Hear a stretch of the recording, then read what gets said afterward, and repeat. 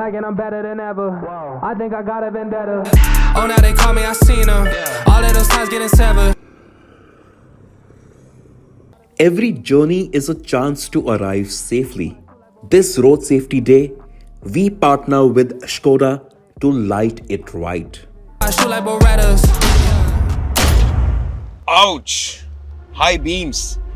They are a powerful tool that can help illuminate long distances in front of you, making night driving a lot more easier and comfortable. However, if misused, they can also be very dangerous. And studies have suggested that a lot of drivers misuse high beams, especially when driving on highways.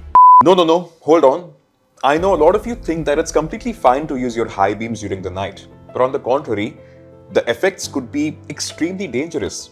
In fact, experts believe that almost 1/3 of accidents that happen during nighttime are directly linked to incorrect use of high beam and the excessive glare that is produced. So let's first understand what is the issue, what is the concern with using high beams. You see, your low beam or your standard beams, they're designed to illuminate the immediate road in front of you.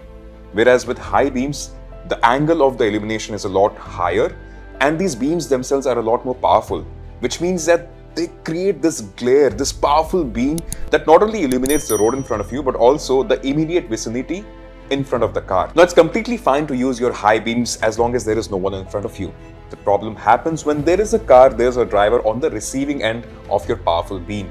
These beams do have the tendency of reflecting off metallic surfaces, of glass surfaces, of windscreens, and they cause excessive glare. This glare can also cause temporary loss of vision and can also hamper the reaction time if in case there is a difficult situation that presents itself. It's all very relatable. We all know what happens when lights are switched on in a completely dark room. Our eyes take a good few seconds to adjust to the changing lighting conditions, and that is because our retina, it opens and closes and does its thing. Now, a very similar thing happens with drivers when they are driving during night hours. They're used to the lighting conditions around them, but as soon as there is a powerful beam of light thrown directly at them, their retina, their eyes take a good few seconds to adjust, and that is the blinding effect that is caused because of high beams. Additionally, rain, snow and fog can cause a lot more problems because water droplets, both in the air and on your windscreen, can act like tiny mirrors.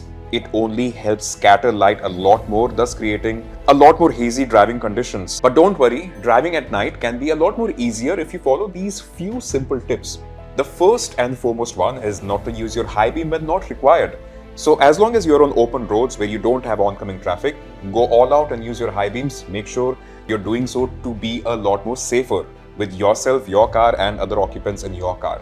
But if you do have oncoming traffic, if you do have other drivers on the road, be a lot more considerate, make use of other guidelines like reflectors, tail lamps of other cars to help you drive a lot more safer, and don't blind other drivers as you're driving down the road. The second tip that you guys could use is to use the high beam stock a lot more.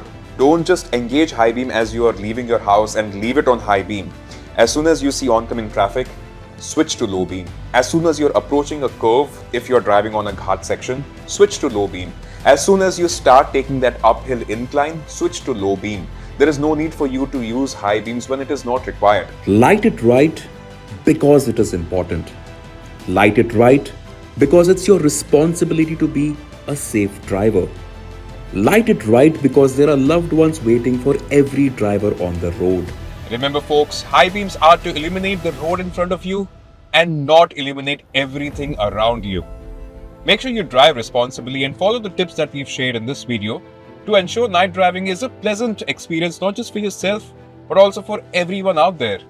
The road is a shared space, so let's ensure we keep it that way and let's ensure that everyone is safe out there. Take care, guys.